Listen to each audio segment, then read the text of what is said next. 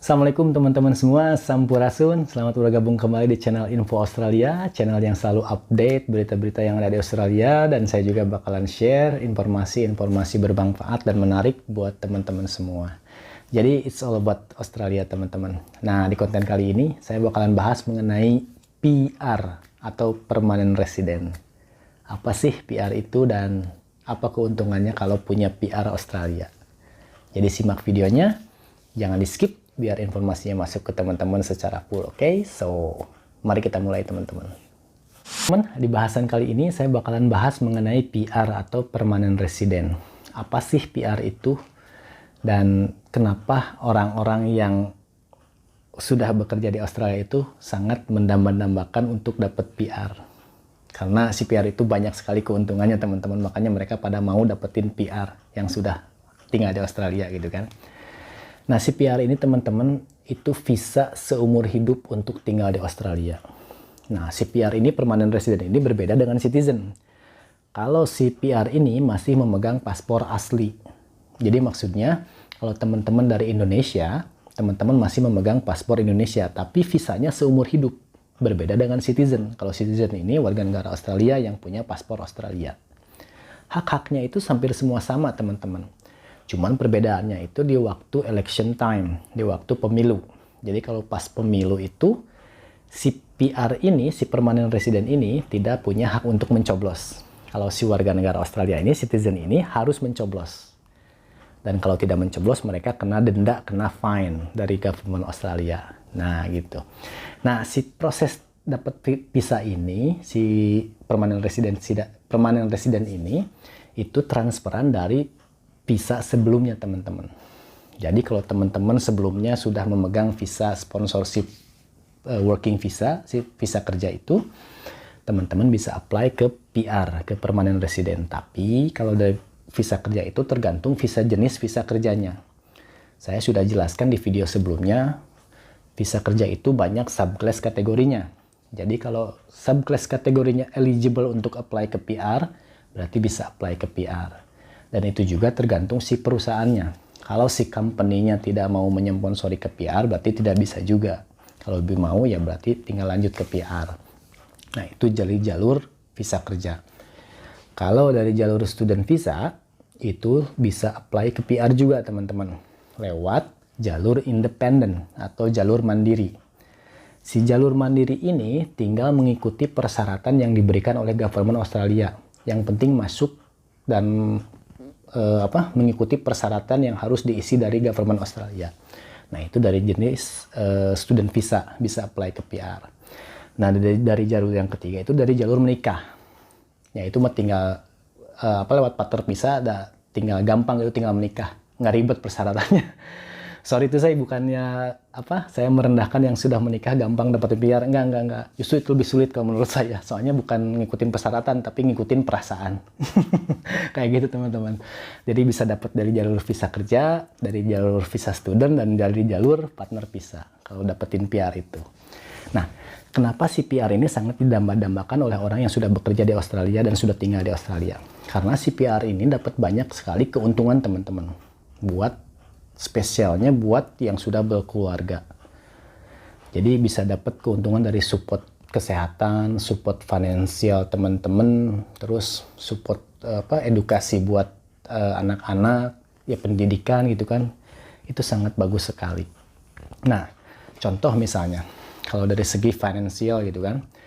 Nah, teman-teman, kalau teman-teman punya istri dan anak tinggal di Australia memakai PR gitu kan, sudah PR.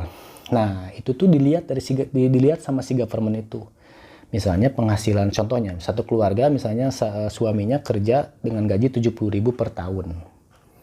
Istrinya tidak bekerja dan punya anak satu yang masih di bawah umur 10 tahun. Nah, itu tuh dia itu dapat support dari government, soalnya gajinya itu minimum.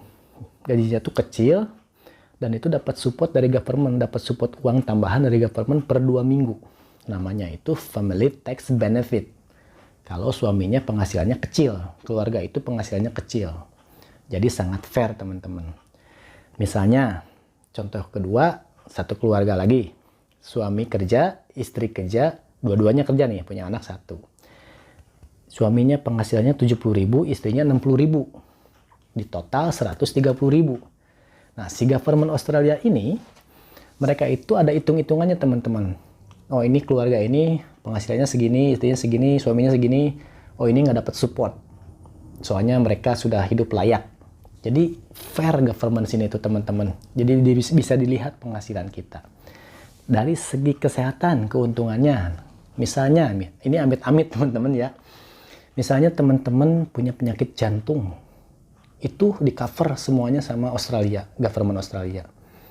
Terus punya sakit apapun yang berat-berat gitu kan, liver atau apa, kaki patah, tangan patah gitu kan, itu di cover semuanya sama government Australia. Jadi ke yang sudah dapat PR itu free.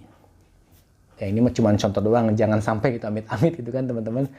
Nah, dari segi kesehatan ini, yang PR ini dapat kartu namanya Medicare. Kalau di Indonesia itu kartu kayak apa, BPJS gitu kan. Nah, kalau di Australia ini namanya Medicare.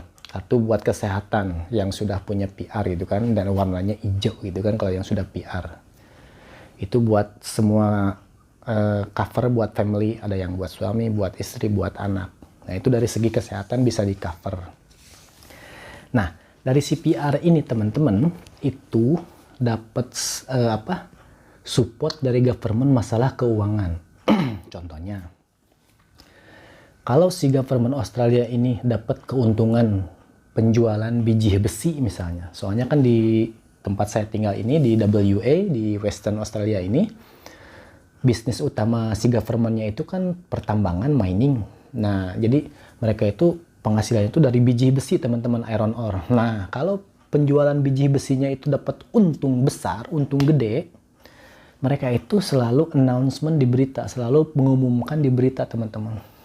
Jadi kita ini dapat untung $1 billion dari iron ore, tahun kemarin dapat untung 500 million, sekarang 1 billion. Nah, kita bakalan share buat masyarakat WA. Jadi benar teman-teman, jadi 3 hari atau 1 minggu kemudian itu uang itu datang ke bank account kita teman-teman. Misalnya $400 datang gitu, langsung itu ditransfer dari government tuh ke tiap orang itu teman-teman. Nah, itulah si fairnya government Australia teman-teman. Nah, si PR ini juga dapat keuntungannya dari dana pensiun teman-teman. Kenapa? Soalnya di Australia ini kalau pengen dapat pensiun itu tidak harus menjadi pegawai negeri teman-teman. Mau apapun profesi kalian teman-teman, mau tukang las, tukang bangunan, mekanik, dokter, tentara, polisi, apalagi ya misalnya tukang pekerja toko, pramuniaga, atau tukang parkir, itu semuanya dapat pensiun teman-teman. Kalau di Indonesia kan harus, kalau pengen dapat pensiun harus pegawai negeri kan. Kalau di Australia itu enggak teman-teman. Mau pekerjaan apapun semuanya dapat pensiun teman-teman. Nah, dana pensiun ini teman-teman itu dana dari kinerja kita selama bekerja di Australia teman-teman. Contohnya, kalau teman-teman kerja di perusahaan ini, nah dengan gaji 70.000 misalnya per tahun. Nah, dengan gaji 70.000 per tahun itu tiap bulannya itu ada uang superannuation namanya tuh. Itu berbeda dari gaji. Jadi di samping gaji gitu kan, itu dibayarin oleh perusahaan. Jadi si perusahaan wajib memberi dana pensiun buat karyawan ini. Gitu teman-teman.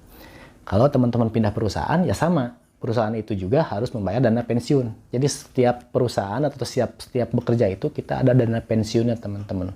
Jadi mau profesi apapun kalian semuanya dapat dana pensiun. Jadi ketika teman-teman pensiun umur 65 tahun, teman-teman ya tinggal dapat uang 2 minggu sekali dari government dari dana pensiun itu, superannuation itu teman-teman. Betapa beruntungnya gitu kan kalau sudah kayak gitu teman-teman, jadi nggak usah mikirin harus jadi pegawai negeri. Nah teman-teman, itu tentang masalah PR dan keuntungannya teman-teman. Jadi sekali lagi, saya bukan bermaksud untuk compare dengan negara apapun, kewarganegaraan apapun, tapi saya ingin sekali share informasi-informasi yang menarik dan bermanfaat buat teman-teman, hanya untuk mengedukasi teman-teman. Dan perlu digarisbawahi teman-teman, mau apapun kewarganegaraan kalian, kalian belum tentu berbahagia gitu kan, maksudnya dapat kebahagiaan mau tinggal di Australia, mau tinggal di Amerika, mau tinggal di Eropa. itu belum jadi jaminan untuk kebahagiaan teman-teman. Jadi sebenarnya kebahagiaan itu yang penting diciptakan teman-teman. Mau apapun kewarganegaraan kalian, tinggal di mana, yang penting harus bisa menciptakan kebahagiaan. Sekali lagi, saya bukan hanya untuk compare, tapi untuk sharing informasi teman-teman. Terima kasih sudah menyimak channel Info Australia. Assalamualaikum warahmatullahi wabarakatuh.